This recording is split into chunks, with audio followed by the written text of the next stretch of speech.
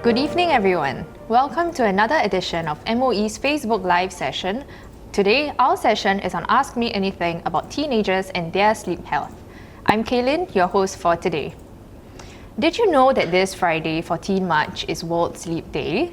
In fact, today's Facebook Live session is a joint effort by MOE, HPB and KKH to foster better sleep health in Singapore. So we encourage you and your family to sleep early on World Sleep Day this Friday.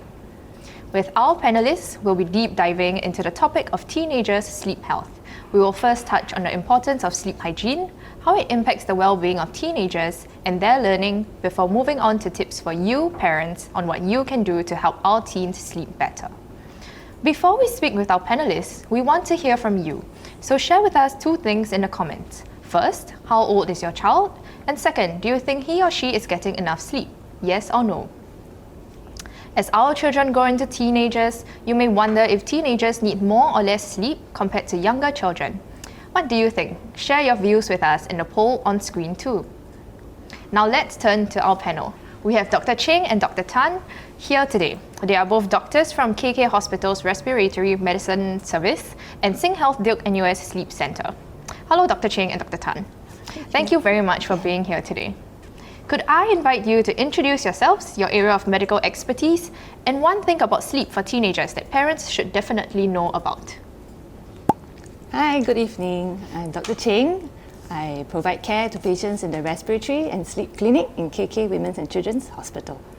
I believe teenagers often see sleep as something that takes a back seat. Tonight, we're here to find out how we can make sleep a priority. Hello, good evening. I'm Dr. Tan Hua. I work in KK Women's and Children's Hospital as a pediatric pulmonologist. I also see children with sleep disorders as well. For myself, I would say that for teenagers, we need to take note that every one of them is very different. So in terms of their sleep habits, sleep scheduling and everything, it can be very different, and we need to know how to cater to them. And therefore, both parents and the children themselves have to come together to come up with a good sleep plan. Thank you for sharing, Dr. Cheng and Dr. Tan. Viewers, thank you for your comments too.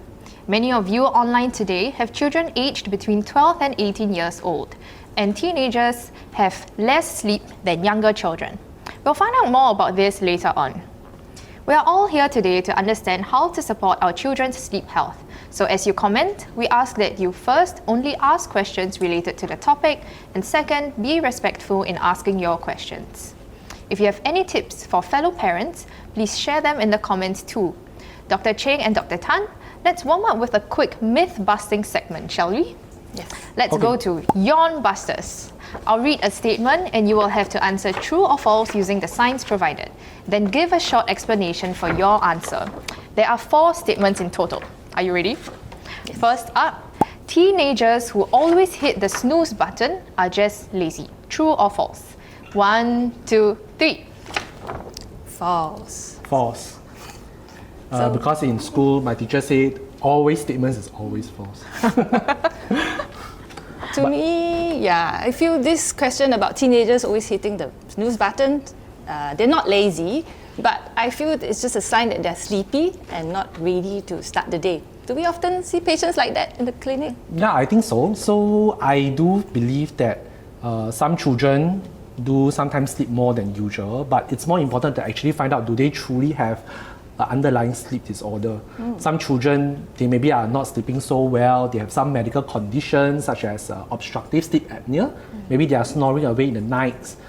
They go to sleep early, the parents do not check in on them, and they realize that they are actually not sleeping well. So they actually have a medical condition like obstructive sleep apnea that can affect their breathing in the night, so therefore they actually don't sleep well. Other conditions could also be some children, they cannot control, they actually fall asleep, and therefore there could be some medical conditions such as narcolepsy. And these children, they can't control, they sleep anywhere, anyhow, and parents think that they are lazy, or sometimes in school, the teachers actually do realize that why are these children so sleepy in class, and when they find out a little bit more, they actually do have enough sleep hours and yet they don't sleep enough, and therefore they actually do have a medical condition. See, let's go to the second question. Okay. It is beneficial for teenagers to stay up late to study before the exam. True or false? Oh, it's already up. False. I don't think teenagers should stay up late to study. I myself was guilty when I was a teenager. Sometimes I do have to do some last minute revision. But it is important for them not to realize that if they keep having this delay in their sleeping hours, they may not have enough hours of sleep, and then therefore they may actually end up having this sleep debt. And with a sleep debt, they may become more tired, they may not be able to function appropriately in the daytime, they will actually have worsening performance in school, they may not be able to concentrate or even perform as well as what they want to be. So it is important to remind them that they are not supposed to actually delay their sleep time just to have more studying hours. Next statement. It is okay for teenagers to have very different sleep schedules on the weekends. True or false? Still false. False. Yeah. So I think this brings to mind a topic about not varying your weekday sleep schedule with your weekend sleep schedule by more than 1 hour, because we do want to avoid too drastic changes in our sleep timings and the time we wake up, because this could create a phenomenon of social jet lag where we can't really adapt to, let's say, a Monday to Friday schedule if we have been keeping very late nights and waking up very late on weekends or extended school holidays. Yes, so try to be as consistent as we can if we are able to. Last statement. A teenager's sleep schedule is completely out of their control. True or false? 1, 2, 3. False again. False. So I believe teenagers can control their sleep habits. They can make sleep a priority.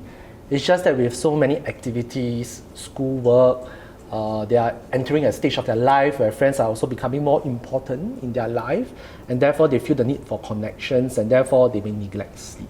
But if they do come up with a proper schedule, if they do look at the events or things that they have in the whole week, if they plan out everything properly, they actually can still focus and prioritize sleep.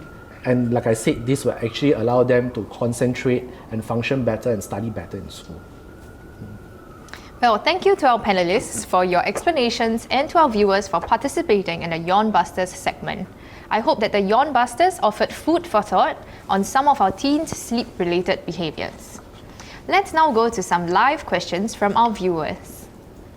Now, this is a question for Dr. Cheng. What makes sleep so important for the well-being and development of teenagers at this stage? Well, if we do want to understand how important sleep is, then let's think back how we feel when we are sleep deprived. Perhaps the teenager, or when we are younger, we feel a little bit drunk the next day when we haven't slept the whole night trying to rush out a project or meet a deadline. So definitely the daytime performance in terms of impulse control, emotional regulation, all that can be affected if sleep is insufficient. Hence, for our emotional, physical, mental well-being, sleep is very much an important part of the equation. What do you think? For myself, I really do think that sleep is really very important both for the biological health. A lot of times during sleep, actually there's regeneration of our body because we actually use it quite a fair bit in the daytime. So in the nighttime, when we're in a restful state, actually the body does rest. And actually even for studying, there are actually studies that say that if you actually sleep appropriately, you sort of, in all your revisions, it sort of like gets reorganized in your brain, and then therefore your brain functions even better. You can actually store more things in terms of like having better memory, and then the next day you can better concentrate as well. And then one of the other things is teenagers nowadays in school, they face with a lot of other issues just other than studying. So by being able to sleep well, they will be able to have better mental health. They can better communicate with their friends. They can have periods of good emotions. They can better regulate their emotions. They get less angry. They are less short-fused. They don't get agitated so easily. For the long run, they make better friends. They can have better relationships in school.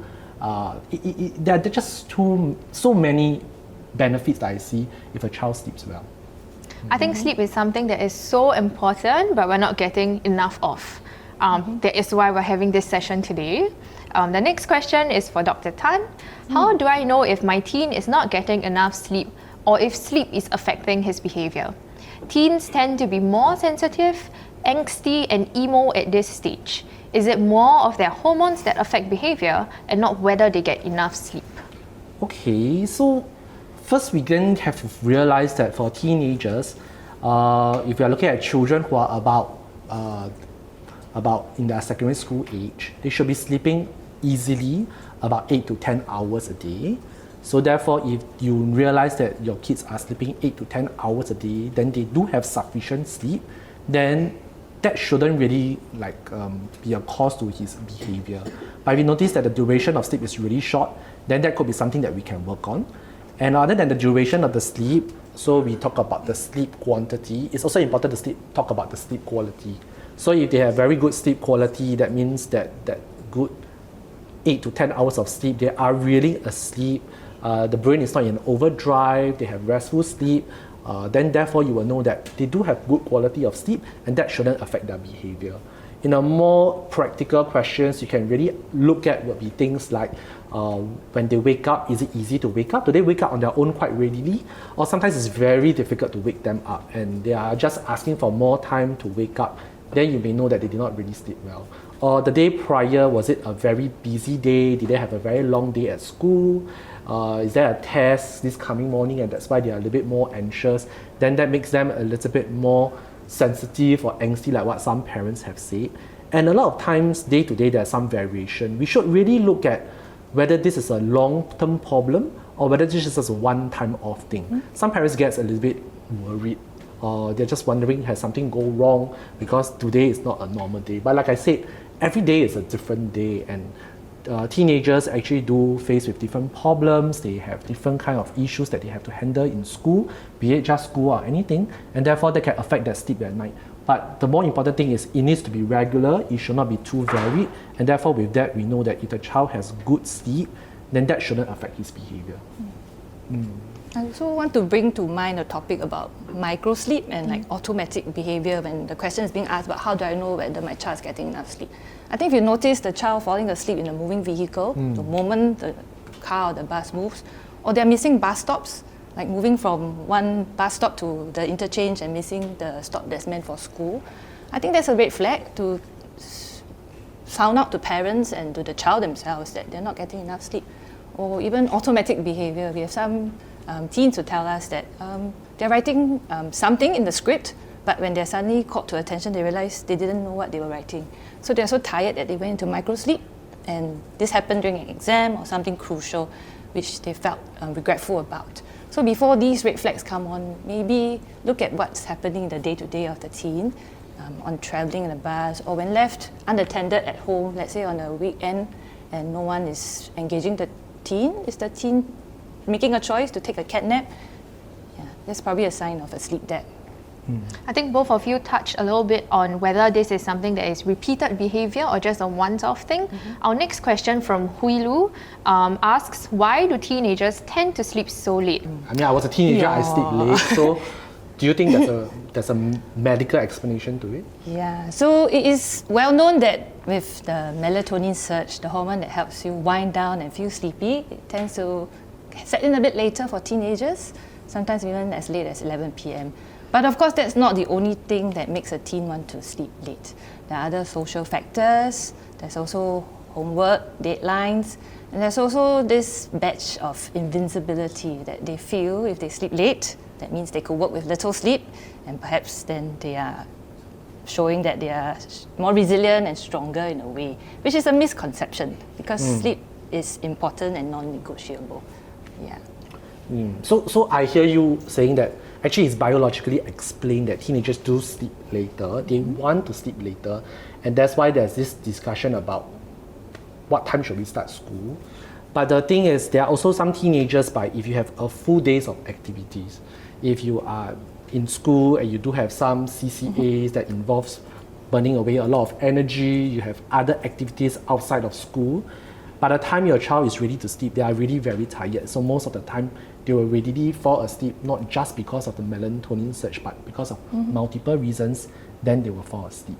But the more important thing is, they want to sleep late, but should we allow them sleep late? And is there some things that we can do to tell them the importance of having sleep early? And just like this session, some parents will tell me, I have some colleagues who told me, oh, it's starting at 8 p.m. and aren't you contradicting what you're saying? So let's say if we are going to end this session like at 9 p.m. and we're going to give them some time to prepare to them to fall asleep, and if they fall asleep at 9:30, and if they live somewhere near their school, which is 6:30, they have a good 9 hours of sleep, which is actually what is recommended. So it is actually possible, but of course, whether they do sleep at 9:30 and when they fall asleep, do they really are having good quality of sleep? Then that's something that we can explore later. Now let's take the next question from Maggie Yo. Maggie's question is quite interesting. She says, my child sleeps from 8 p.m. to 12 noon the next day, and that's more than 15 hours whenever there's no school. What do doctors think about this? Yeah, so it sounds like a real luxury. Huh? No school, we can sleep in to lunchtime and then maybe wake up for brunch. Yeah, so I recognize this growing up as well, that I was accumulating a sleep debt Mondays to Fridays, keeping late nights and thinking that, once again, I was invincible.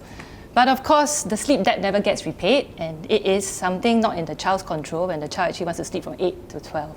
So that means if the usual sleep need for the child is about 8 to 10 hours, and that's a shortfall of 2 hours every night because maybe the bedtime happens after 12 midnight, then that's being repaid on a weekend.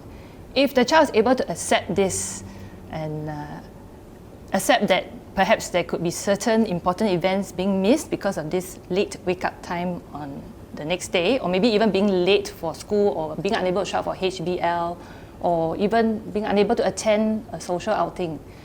Well, that's not something that is not happening. It's quite common, more common than we think. But I think the teen needs to think back, exactly how much do I need to sleep? Can I consistently get that so I don't run into the trouble of trying to repay this sleep debt and never ever being able to square off? And that can happen with an irresistible urge to sleep, maybe during an exam or doing something very important so late at night that they wake up late for school, and then the consequences may be undesirable. Do we really want to wait until that happens before we make a change? So Maggie, that's something for you to think about. Yeah, and one thing I will ask Maggie very importantly is, if there's no school and we are waking up at 12 noon, what happens on Monday morning? So there are some children, when they cleared their sleep debt, but on Monday morning they have to wake up at 6 to 7 a.m. to go to school. They will have problem waking up, they take a long time to wake up and they feel really tired and therefore they can't concentrate in class.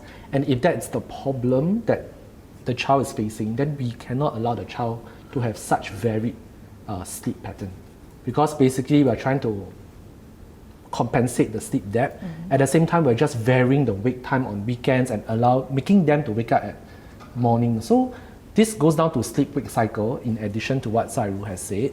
There are some children who need to wake up at a certain time and they sleep at a certain time, but on Monday it's really bad. In school they can't function properly and they go into this sleep debt, and by the time Friday comes they are so tired, and that's why they sleep so much, which is why it's really important to find out how are they functioning when they're waking up in the daytime. Now, another question from Kat Ng on behaviours before going to sleep. So Kat Ng says that her 15-year-old sleeps with music playing with a 30 minutes timer to stop it. Does listening to music affect his quality of sleep? I would say that this is a very interesting question. So actually, when you want to fall asleep, you want to make sure that your environment is conducive. So one of the things is to make sure that it's a little bit quiet. Sometimes we have some white noise, so sometimes we play music to make the environment more comfortable and the child falls asleep. But the important thing is, of course, the music needs to be something soothing. I don't think it can be like rock music and things like that. Something that's light, something that is a little bit more suitable for sleeping. And if this is how someone soothes himself into sleep, it's possibly a wind down kind of thing. The child can actually go into sleep earlier, better, and go into good quality of sleep soon. So I think that is okay. But then if this involves the child getting a bit anxious, like, am I reaching my 30-minute mark? Am I already falling asleep? Why am I taking so long to not falling asleep? Then I think we really need to think whether this is a good idea or whether there's something else that we can actually do to try to help the child sleep better. But listening to the music doesn't really affect the quality of the sleep if the child feels that he gets better quality of sleep. But then, of course, the next thing I always ask parents, if they come to my clinic about using music, where's the music coming from? Are you sure it's not coming from the phone? That means that could be screen time. Is it just the child trying to make a way to have the phone near him and they're secretly using the phone, and that's why they're not having such good quality of sleep? And therefore, if that sounds like something that a child is possibly doing, then we should really discuss about how are we going to play this music and whether we should actually take the device out of the room. Yeah. Is it an interactive session with the music where they're toggling, selecting song choice based on their mood? Or is it a passive experience where it's soothing and a winding down bedtime routine? I think And actually, there's a part 2 to Kat's question, which I think Dr. Tan kind of hinted at some points. Kat Ng notices that her son still has difficulties waking up or still feels very tired even after 9 hours of sleep. What could be the reason? So first, with good 9 hours of sleep, the most important thing is to find out, are we really having true 9 hours of quality sleep? And whether there is any interruption. Maybe we can ask the child whether he is frequently waking up in the night, or whether there is any abnormal sound that you hear. So sometimes during the night, I may want to go into the room late into the night, or sometimes we wake up early at 4, 5 a.m. and then we just go into the room and hear whether there's any snoring, how's the breathing like, just to make sure that there's no medical condition that can explain why the child is not sleeping so well.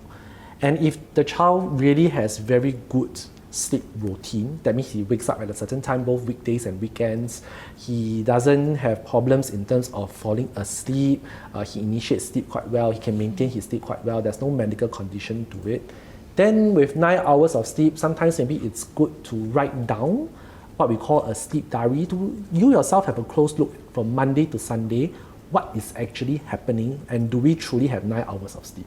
Sometimes some parents will say that, oh, we really have 9 hours of sleep, and then they realize that when they write down properly in a sleep diary, they realize that, oh, actually the child doesn't really have 9 hours of sleep because some days there's a bit of a minor variation, and that could actually be the reason. And like I said, teenagers are all different. Some need 8 hours of sleep, some need 10 hours of sleep. Maybe 9 hours is not enough for him, and maybe you want to go on to look whether we should extend his sleeping hours just by another 15 to 30 minutes, and it can actually make a big difference. Now, next question, also on things used to fall asleep, I guess. From Stanley Sim, his child is 12 years old and must sleep with a light on, be it a small lamp or some form of dim light. If they turn it off in the middle of the night, his child will wake up and ask for the light to be turned on again. Now, we have highlighted to him the benefits of lights being off, but he mentioned he is uncomfortable without the lights. Is there any harm really to sleep with lights on? Yeah, so this is something that I would talk about in terms of the condition in which your child fell asleep in. It's advisable that it's consistent through the night so that he remains well asleep. And the turning off the light in the middle of the night may be the reason why he can't self-soothe to go back to sleep, because the conditions that were present at the start of the night were no longer there in the middle of the night. So I think if it's a dim night light, it's okay. Maybe check in on him, ask him how long exactly are we taking to fall asleep? Is it within half an hour? If it is, it's fine. Are we sleeping through the night with the light on, no night awakenings? Then that's great. Are we waking up refreshed? If all 3 check boxes are ticked, then I think leave the light on, it's fine. Yeah. Nice. Now, next question is targeted specifically at doctors. Phoebe Song asks, is it safe for teenagers to take melatonin? I would ask, why do we need melatonin, which is a supplement? Can we rely on lifestyle measures first, like getting exercise in the late afternoon, winding down in the dim dark room together with the family, make it a family ritual that around 8+, we are winding down, 9+, going into bed, before thinking about supplements, because I think we do know there are some differences between brand to brand melatonin sources, right? Yes. So, answer is yes, it's safe, but it is the reason why Dr. Cheng has asked, do we really need to take melatonin, and why should we take melatonin if we think that the child is sleeping well? And there are some days when the child do not sleep well, maybe because of certain reasons, something has happened in school, something has happened at home, there's an exam coming up and they get a little bit more stressed. So initiating sleep may be a bit hard because they are a bit anxious, but that doesn't mean that we need to treat the problem immediately and start to give melatonin. And therefore we should only consider giving melatonin from a medical perspective, I feel. That means generally I do not recommend in general all teenagers to just take melatonin if you feel like you're not sleeping well. I'm not sure if there are teenagers who are actually tuning in. So if you are, it's important that you do not just take melatonin thinking that this is just something that can solve this problem. There are a lot of times, there are a lot of reasons why you're not sleeping well, and therefore those things need to be explored before we go down the route of having to take something like melatonin, which although it is safe, but it does come with possible risks as well. And we do see teenagers who take melatonin and there are potential side effects. And therefore we also prescribe it with caution, with care, and when we think that the children really need it. I think as parents, we really have to watch out for our children's well-being. Yes. And this next question is also on parenting. Angela Leong asks Dr. Cheng, if we don't allow our children to sleep late, they can end up with a lot of sleeplessness and restlessness, and we have to do constant check-ins. It's very hard to keep policing this. What should we do? Yeah, I sense that from Angela's point of view, there's a struggle going on. You seem to be on a different page with bedtimes being consistent. Parents' demands, child's demands, teenagers' demands are all different. And when we are tired ourselves at the end of the day, we can be approaching bedtime with quite a lot of angst and frustration. I sense that, and I do recognize it can happen in many families, especially at the end of the day. So I feel if it's for a teenager, let's talk about behaviour change using extrinsic factors first. What you're doing with constant check-ins and reminders and perhaps even raised voices at night is probably the extrinsic change that's helping your child to accept the earlier bedtime. It may not work so well at the start, so maybe we need to put in a change in lifestyle, winding down earlier as a family, so that there's role modelling and a child is more likely to listen to the parent when that happens, and there's a good structure in the family to make sleep opportunity happen early enough. Over time, with change, there will be intrinsic factors within the child to want to do this without the need for constant check-ins. It may not sound so likely now because I sense the struggle, but I think you can keep on with it because it sounds like your end goal is very sound and sensible, because we want our children to rise to the occasion, to be at their best. The next day, feel refreshed from sleep. And Angela does sound like she does prioritize sufficient sleep for her children. So I think working on it is a struggle at the start, but it gets better with time. There may be a few steps backward where it gets a little bit difficult, but press on, you will reap the benefits. Yes, indeed. Now, next question from Jean Chua. Her teen is able to remember her dreams very vividly after her sleep daily. Will that affect the quality of sleep? Personally, I do not remember my dreams. I don't know if I dream. I don't know what that says. Okay. Maybe you are not sleeping enough. Oh. So what happens is dreams tend to happen when they sleep enough. And actually when we sleep, we start off with very light sleep and then we go into deep sleep. And through the night, the deep sleep, we go in and out of light and deep sleep. And the deep sleep gets longer and longer, especially later into the night. And that's sometimes what happens when dreams actually happen. So some people do remember their dreams very vividly, but some people don't. I'm pretty sure different people are a little bit different. So ultimately, it doesn't really affect your sleep, but more importantly is to check in with her. How does she feel about her sleep?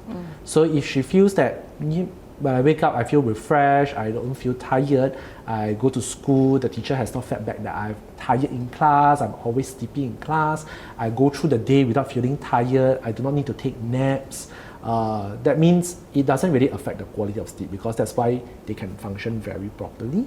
And then in the night when they fall asleep, they really go into sleep, they do not take very long, that means that the quality is good, then that shouldn't be a problem. Rest assured that I have sufficient sleep. I just don't remember my dreams.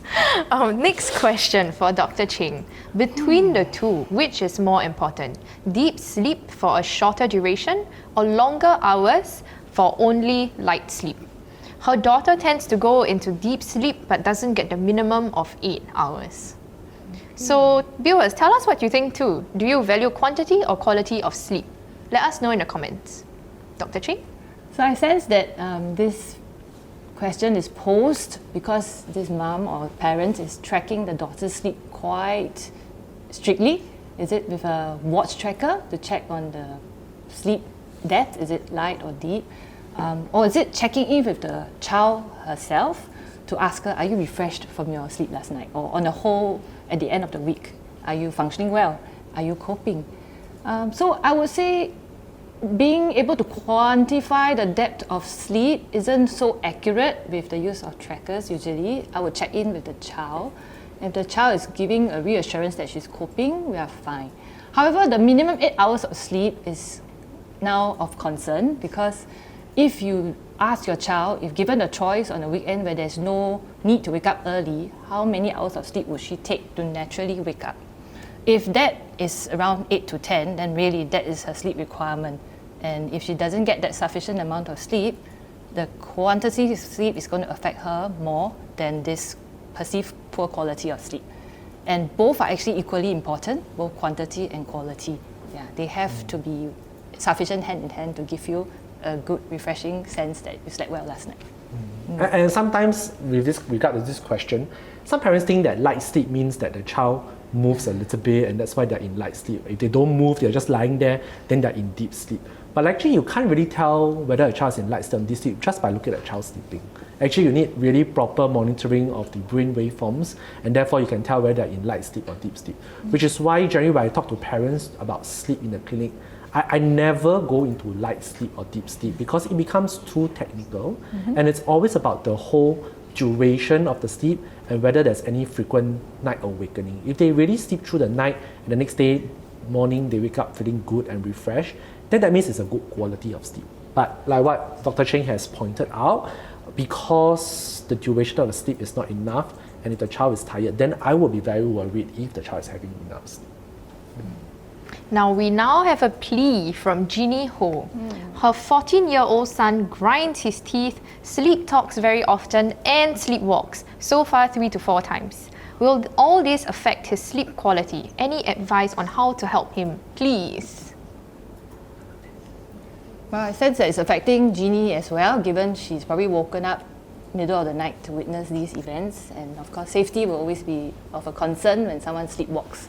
We always need to make sure that window grills are locked, window gates are locked properly so that the sleepwalking episode doesn't result in accidents. As for why is this happening, perhaps you need to consider whether there are risk factors for it to happen on a certain period of the 14-year-old child's life. Was it a season of exams, rushing deadlines for projects, or is it a aftermath of keeping many late nights, and this is happening because of a disruption in sleep schedule?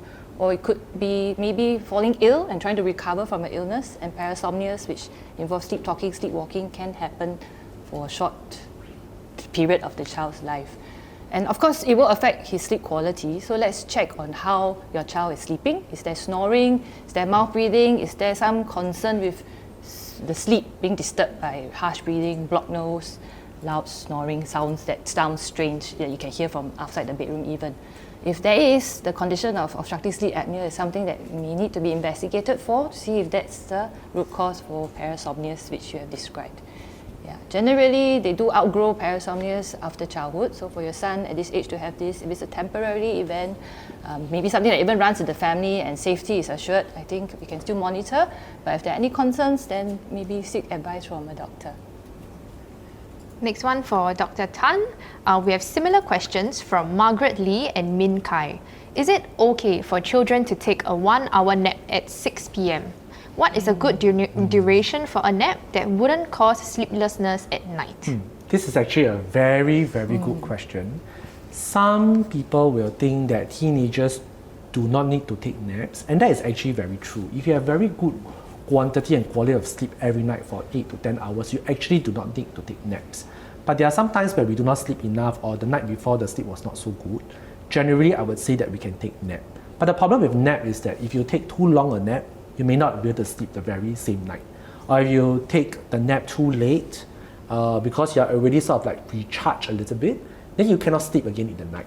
Which is why I think if you're for any teenagers who is a little bit tired, because they have a very bad night's sleep the night before, or it was a long week and they are having minor sleep debt, I think they can take nap, but they must be earlier in the afternoons, or if not, they should be of very short duration. That means we call them power naps. Nothing more than 30 minutes, best would be 15 to 30 minutes earlier in the afternoon, so that the very same night they can go back to their usual sleep pattern, which is again the same sleep time, the same wake time, and hopefully everything is still within a cycle.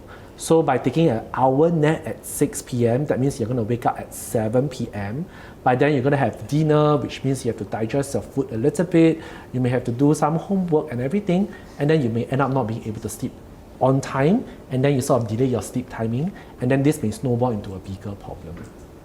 I would advise the nap to be taken up in a room with bright lights like now, studio lights. Maybe no closing of curtains, open the door, let some natural light in. Yeah, because sun hasn't set yet, right? So it actually helps the child to wake up naturally without much external forces to get the child to wake up from the nap. And it might be easier for falling asleep at night if the nap is not taken at such a long duration. Actually, that leads nicely to our next question from Denise Chow. Is there a way to adjust children's circadian rhythms so that they can naturally feel sleepy earlier? And on a related note, doctors, are there foods that promote or interfere with sleep? Or perhaps the timing of when we have dinner, does that matter too?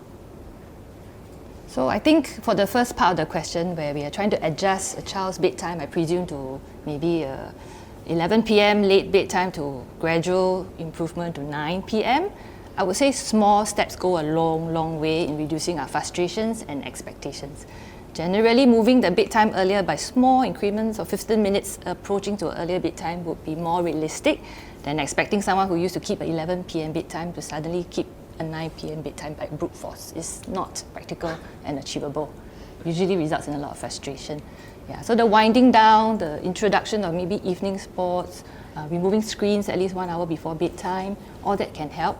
Getting nice cool temperature in the bedroom, and also ensuring that the child is agreeing to these measures way before bedtime hits is going to go a long way to help adjust one's circadian rhythm. And of course, adjusting your activities to make sleep an opportunity that happens naturally rather than it being forced down. Yes, and I think that sometimes when you have teenagers who have brought forward their sleep time by just that little bit, it is important sometimes to check in with your teenage child, whether they felt that the next day they felt a bit more refreshed and they sleep better. Because some of teenagers, they are still young and they are still not maybe able to recognize that they actually sleep better.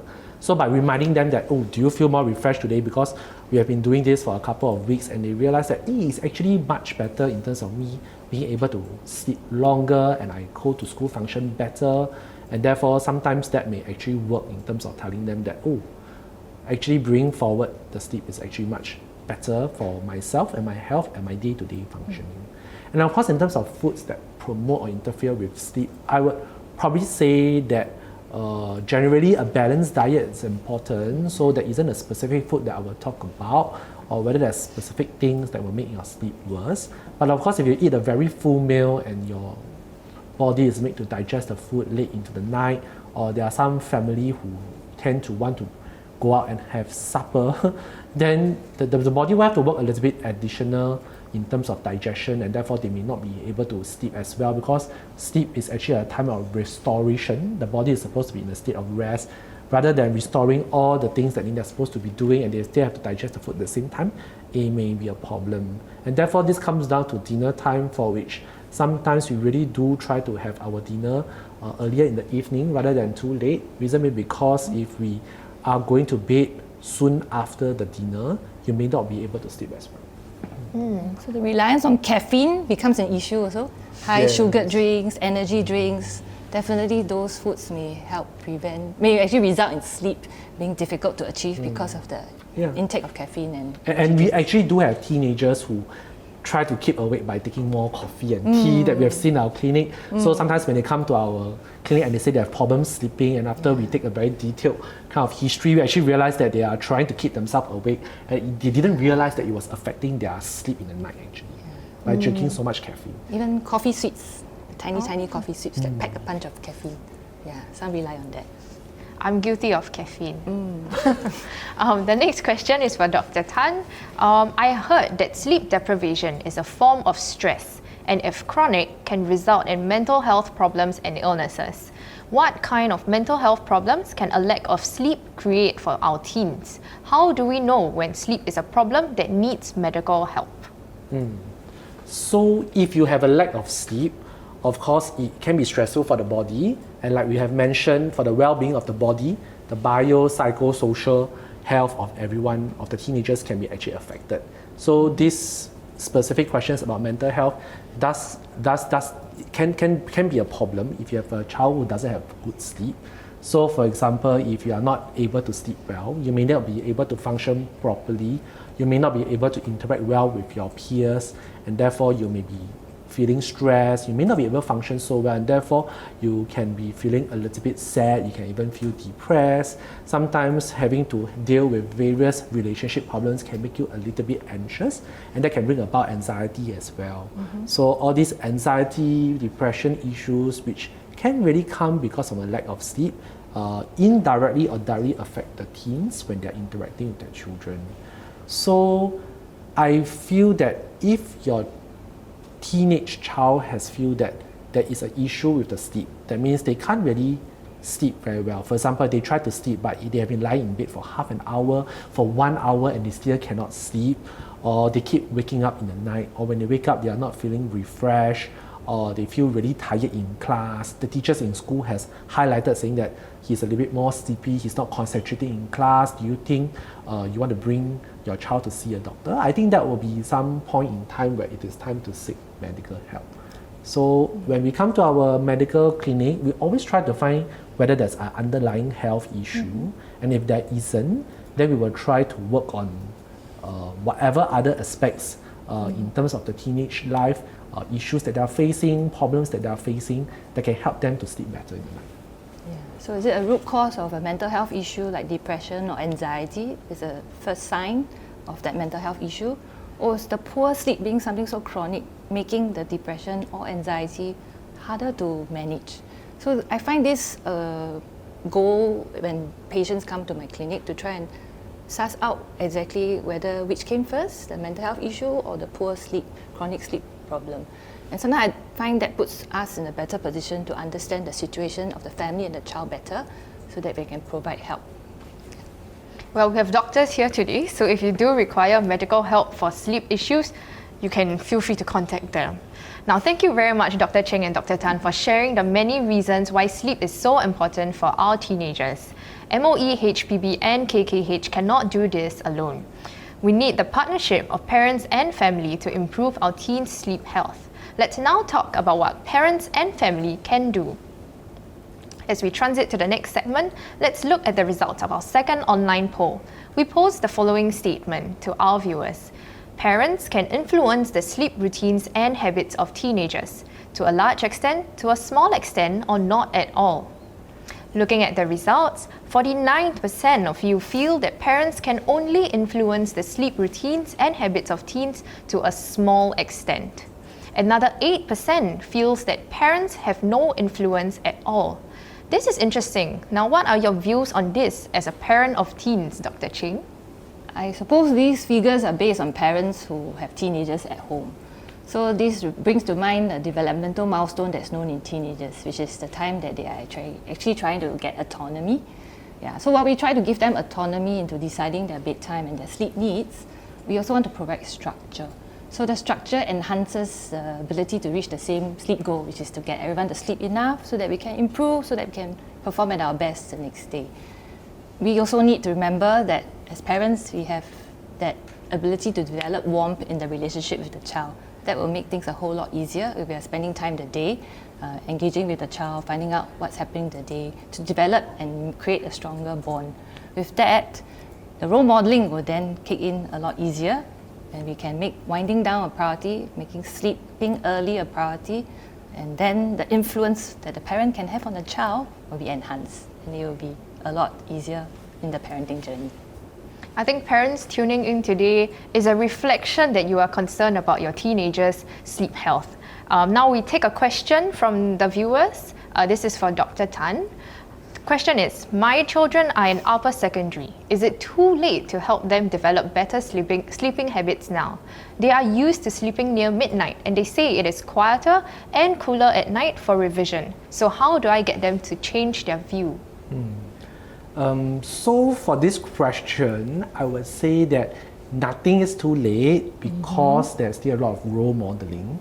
And like the poll has showed, more than half of the parents do think that they can actually influence their children to a large extent, and therefore the other half are probably just struggling and they are maybe a bit helpless. And I really do hope that this session will be able to empower to feel that you can actually do more. A lot of times in clinics, actually some of the teenagers actually do role model their parents a lot, but sometimes they may not be able to verbalize what they truly want or what are the views that they say. So for example, in this case, when we say that a child who is always sleeping very late at midnight and is quieter and cooler at night for vision, how do you get that? Sometimes I do wonder whether parents themselves actually said something like, I like to work in the night because after you sleep, I can actually do things on my own, you don't come and disturb me. So then after this, children will say, hey, yeah, I also can do that. Yeah. I like to do things quieter, cooler, then you wouldn't come and ask me to go and sleep, then I can do my revision, and maybe I can do better and score better in school. Which is why then we need to tell them that everyone as a family, we actually should go to bed earlier because maybe they are looking at you as an example, and therefore if you go to bed a little bit earlier, they themselves also feel that they need to go to bed a little bit earlier, and then everything will get a little bit better. And like what we have mentioned earlier, someone who sleeps at midnight, it's really because they have gotten used to sleeping at midnight, because the next day when they wake up, they still feel enough to go to school. Maybe they have slept 6.5 hours and they feel that it's okay, I can function in school, but they don't notice that if they sleep even more, they can function even better. And therefore it's important to slowly bring forward the sleeping time, and therefore I would say that before midnight, maybe we can try 11:45, then slowly we move towards 11:30, and by slowly shifting forward, we can then realize that we can actually have better quality and quantity of sleep. And therefore, revision, quieter and cooler, for teenagers, there's always this negotiation that I always say that parents need to have. That means that sometimes I will tell the parents, why not you, maybe you, in this case you joke with them and say, you mean I'm not providing you with a cooler and quieter environment at the evening time when you're having revision, then come tell me what I can do. So do you need the room to be quieter? Do you need to get your younger siblings out of the place? Is it your grandparents who keep coming in to talk to you and everything? And therefore all these things are certain circumstances that you can actually try to intervene and make their revision a little bit quieter. And sometimes some children will realize that if the parents do take a charge, responsible, and are interested in their sleeping hours, sometimes they will realize that, okay, so since you're telling me that I can do this and you're doing something like this to help me sleep better, that I also want to be in charge. And therefore, once they see the improvement, be on their day-to-day performance, schoolwork and everything, then they will want to keep this as part of their routine actually. Now, there's a term that is frequently used to refer to younger teenagers, younger generations of teenagers and children today, called iPad kid, where iPad is with them wherever they go and everything they do is with the iPad. So this next question from Hui Lu and other parents is to Dr. Cheng. Can teenagers use phones and I guess devices before bedtime? What effect does using devices have on their sleep, and what do we need to do?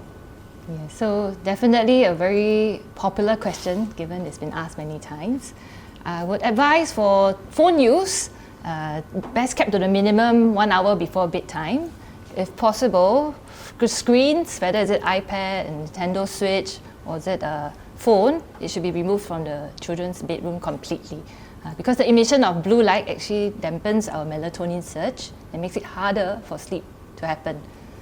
So in order for it to happen, where screens are removed from the bedroom, I think boundaries need to be set way before bedtime comes about. Maybe it should be a structure that happens as a family rule, that screens are all removed from bedrooms. It's a non-negotiable rule. Charging ports get placed outside the bedroom so that we are not tempted to use the phone in the middle of the night if we do have an awakening. So those are simple measures we can do to ensure we limit screen use during sleep. Well, all the questions that have come in so far express interest and concern in teenagers' sleep health. Now we have a question from Lim Tek Wee, who is, I think, has some element of truth to it that other parents can find relatable. Lim Tek Wee says, easy to say than done. We ourselves don't sleep early. How to convince them? We were teenagers before and slept late and woke up early to attend school. Is it all down to self-discipline? Okay, thank you for the question, and trust me, I hear you that it is difficult to get your teenagers to sleep early, and therefore a lot of times people would say that once they have reached a certain age, like teenage year, they should start to have taking charge of their life. They should all goes down to self-discipline. But that's why they are teenagers, right? And they need some form of reminder, some kind of guidance, and therefore we shouldn't feel like we have lost the battle. And sometimes we really want to tell them that we can help them here, and they don't feel like they're in this battle alone. Sometimes some teenagers face with a lot of problems that I feel that many years ago, without social media, without a lot of other things that we do not have during our young time, the teenagers nowadays are very, very different. But I will also tell you that there are very good teenagers who walk into the clinic and tell me that they do recognize why they are here, because the parents are worried about the sleep, and they do try to do something about it, but sometimes they need to seek help because they don't know what they're supposed to do in terms of solving certain problems. Just like what we have mentioned earlier about caffeinated drinks, we have a lot of teenagers who take them coming in and they don't realize that how much effect they have on their sleep until they come into our clinic, and such a simple problem can be solved. And of course, there are a lot of other things whereby some teenagers will say, like, for example, our parents nowadays have different work scopes. Sometimes they work at different hours, or they have to work later after the children fall asleep. Then they can do their work, and the teenagers will then say, "Oh, why is it that you can sleep late and I can't?" And I think we need to have that proper conversation with your child to let them know that we are at a different phase of our life. We are a teenager, and therefore you need this amount of sleep. You may need lesser sleep, and I do know someone in school may need that lesser amount of sleep, but that doesn't mean they are functioning at their optimal point. And if you cut down amount of screen time, you try to sleep earlier than us, and if you can function a little bit better, you can interact better in schools, you can have better performance, why not? And sometimes when they realize it, then they will do it. And therefore there's this constant reminder to show them why this is so important.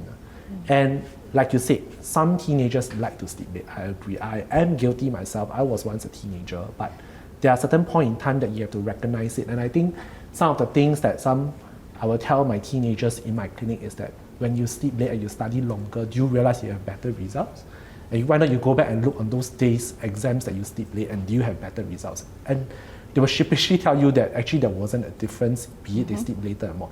And I will use that as an example to tell them that, see, if you have maybe slept better, you have slept longer hours, you have consolidated all the memory work that you're supposed to be able to do, maybe you can concentrate better during the exam and you can perform better. And I have happy teenagers who come and tell me that, hey, it really works, actually I just need to sleep more, and they realize that, okay, thank you for telling me that I need to sleep more. And it is always nice to see such teenagers.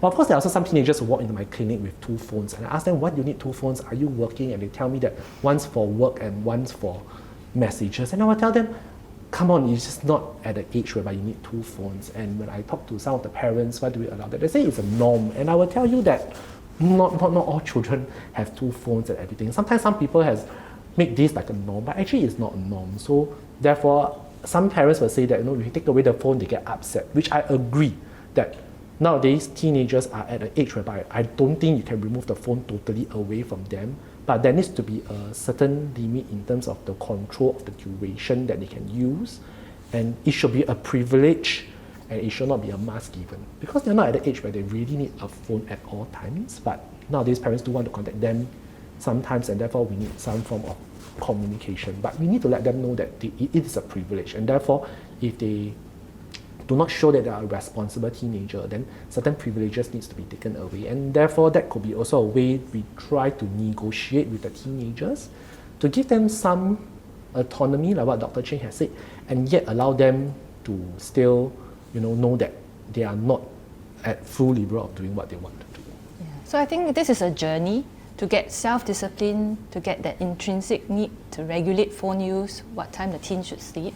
I think first the parent needs to realize their role in trying to gain this skill in the child is to role model and to extrinsically encourage and hone this skill in the child. And for that to happen, the child needs to be able to self-reflect based on what you have taught your teen. What are the harms in sleeping late? Are you really functioning at your best if we are staying up so late and trying to function on this little amount of sleep? Could we do better? We all want to improve, and you do want your child to achieve this level of self-discipline, but it doesn't come so easily. It is a journey, and it involves a lot of help by the parent, by the family, at the same time lowering expectations on what needs to be done before midnight, do we really need to stay up so late? Could we do things earlier? Could we cut down 1 or 2 activities to make sleep early a more feasible occurrence in your family? Yeah, something to think about. Now we have a very special comment that I think is from a teenager himself. Kevin Lionel Cole says that he sleeps at 2 to 3 a.m. and wakes up at 6 a.m. He wakes up and feels very tired, but he's able to focus 100% in class. I guess the question then to our doctors is, how can parents encourage their children to prioritize sleep and yet support the child's work and activities that need to be completed? So like I said, right, for him, he is tired, but he is in denial. He says he can 100% focus. So when teenagers come to my clinic, I will tell them, everyone functions at a different level. I will generally ask what's your interest and what's the activities that you like. Sometimes it's very important to know what are some of the hobbies and everything, because that will actually drive the teenager to actually want to work on something, and therefore we can use sleep as a way to help them function better. So for example, if someone who likes swimming, I always say if you do swimming, right, maybe you could be the next Joseph Schooling, but yeah, you're not sleeping so well now, so you are just slightly below Joseph Schooling, so do you want to be the next Joseph Schooling? And therefore, if you want to be the next Joseph Schooling, then therefore you need to be able to sleep well, eat well, make sure that immunity is at its best, you function well day to day, and therefore maybe sleep is something that you want to work on. Have you been able to break your own timing in terms of your swimming?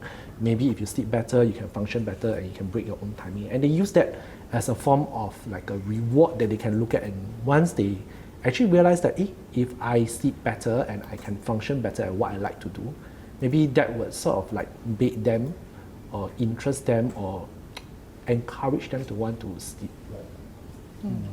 So I think there are a lot of competing priorities for sleep versus enrichment versus the work that you want your child to complete. The plate is only so big.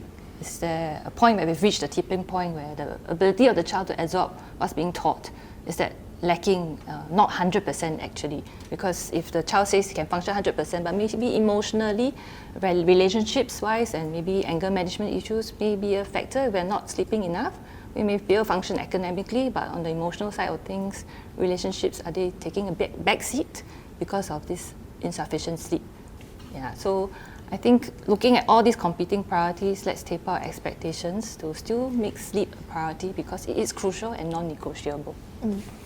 Now, next question from Angela Leong to Dr. Tan. Is reading before bedtime still a good way to wind down?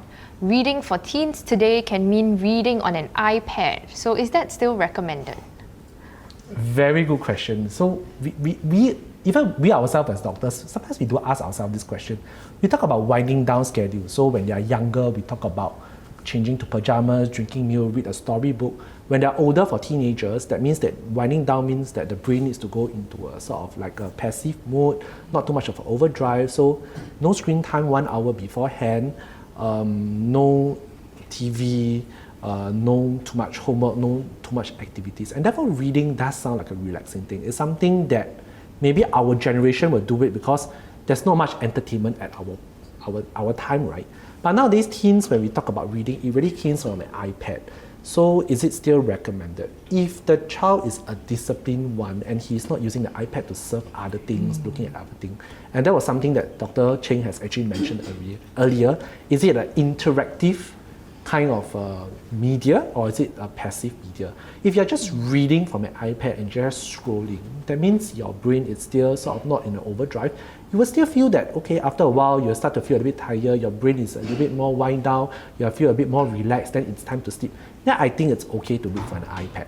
But if you tell me that reading an iPad means that he's going to serve the iPad, find the 10th book, the 9th book to read, he reads one paragraph from this chapter, that chapter, then the brain is still functioning in an overdrive, then I don't think it is a suitable wind down. Then maybe we should tell the child, maybe we should use something else. And of course, reading an iPad also in terms of the light screen that we actually expose ourselves to.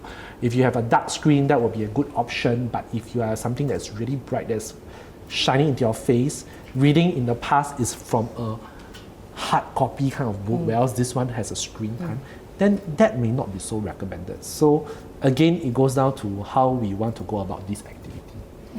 Personally, I feel like reading at night, I switch my theme on my phone to the dark theme so that the glare from the phone is a bit less and helps me really wind down rather than the bright white light. And I hope that the darkness in the phone itself actually makes you feel like you're winding down. Yeah, of course. Now, on our end, we also ran a poll actually with some youths asking them to share what would motivate them to go to bed earlier. The top reason given was a relaxing sleep environment, like a quiet and cozy room. Can the doctors share 1 point each to create such an environment and how parents can help them create this environment? So to me, temperature is important. I think the room cool down and maybe keeping it at a cold 25, 26 degrees Celsius kind of temperature throughout the night. And maybe some occasions where we have parents waking up in the middle of the night to switch off the aircon because they're worried about the child's runny noses or whether it will affect the child's allergies. I tend to advise against that if it's disrupting the child's sleep because it might actually make the body wake up to a point where they can't fall back asleep easily because it gets too hot. So temperature to me is quite important. Avoid perspiring. And I would probably say a quiet environment is really very important. So if you feel that your neighborhood is very noisy, then the windows needs to be shut really tight. Sometimes if there is a need for making sure that the room is quiet, so for example, when you share a room with your siblings, it also makes a little bit of a difference.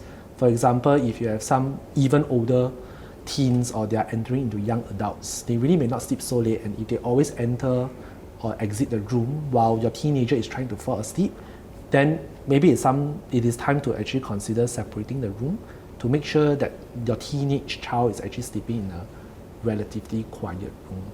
And I will say that from this poll, it's very interesting because we are polling the youth, and I would have thought they telling me that it's actually reducing screen time, it's actually just a teenage thing that we sleep late. But they actually say that the most important thing is a cozy environment. And therefore, this is what I want to tell the parents who are watching this, that actually you really do play a role in trying to help your child sleep better. I really hope that all these teenagers who have actually polled this to be the reason that they want to sleep better, to go and reach out to your parents to tell them that what is the reason why you're not sleeping well, or any other issues as to why you're not sleeping well. Because if you do not tell your parents, or if you do not reach out to someone, they will not know what is the issue that you're facing and what are some of the solutions that we can have on hand to help you to sleep better. I think recently I didn't have a restful sleep because I was bitten by mosquitoes at night. It's been raining a lot.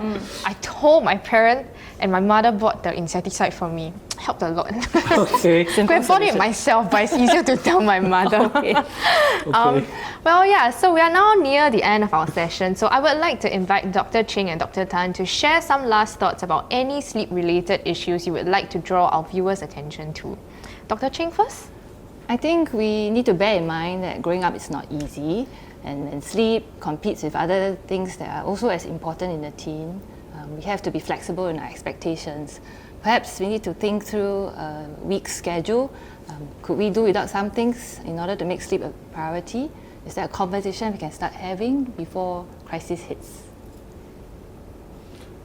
I would like to reach out to all parents out there. Thank you for coming to attend this. I know it's almost 9 p.m. and thank you for joining us here. And I believe that getting a teenager to sleep early is really not easy, but it really takes a village. It takes yourself to be able to be in control, giving your teenagers some ways of negotiation to be able to sleep regularly on time, wake up regular times, as well as working together with your school teachers or even near peers, finding out from his friends as to why sometimes your teenager is not sleeping well. Because by finding out the underlying problem that your child has, you will be able to solve the problem and you will be able to help your child sleep better. And every teenager is very different, and in this day of age, they face different problems. And the only way to help them to sleep better is really to help them to solve the problem, making sure that you tell them that you're always there for them, even though they may think that you're not with them. Reason being because there's just this age gap that we have. But if you go down to the level of being near peers to them and talking to them like a good old friends, sometimes they'll be able to talk to you better. And like I said, if you can't, then it's good to actually come forward to our clinics and let a third party sometimes be able to shed some light on your behalf, because sometimes a parent-child may have a relationship that is not easy to have that conversation, and sometimes a third party can shed light to help you to cope better, and it can also help the child to want to sleep better. Indeed, sleeping well is not just important for teenagers but for everyone young and old, and like Dr. Tan said, it takes the whole village. As parents, besides role modeling for your children, remember that sleeping well is also essential for your own well-being. Now let's work on sleep health as a family and as a society. If parents can start with small changes, it can make a big difference in our teenagers' sleep health over time. The biological clock of our teens is not fixed and remains malleable to some extent. On this note of working together as a family, we want to share about a 5-day sleep challenge that MOE and HPB will start from tomorrow onwards in commemoration of World Sleep Day, and that is 14 March this Friday. You can find out more information on this sleep challenge on our Parenting with MOE Instagram page. Before we end, we would like to say a very big thank you to all our viewers for your active participation. We appreciate the many questions that you have sent in, even if we weren't able to address them all. And again, a huge thank you to Dr. Cheng and Dr. Tan for joining us tonight. If you would like to hear more expert views on sleep health, comment "more sleep" below so that we can run more sessions like these. We have posted some resources in the comment section and will flash a QR code containing these resources for your parenting journey. Thank you again and see you at our next Facebook Live session. Good night and sleep well.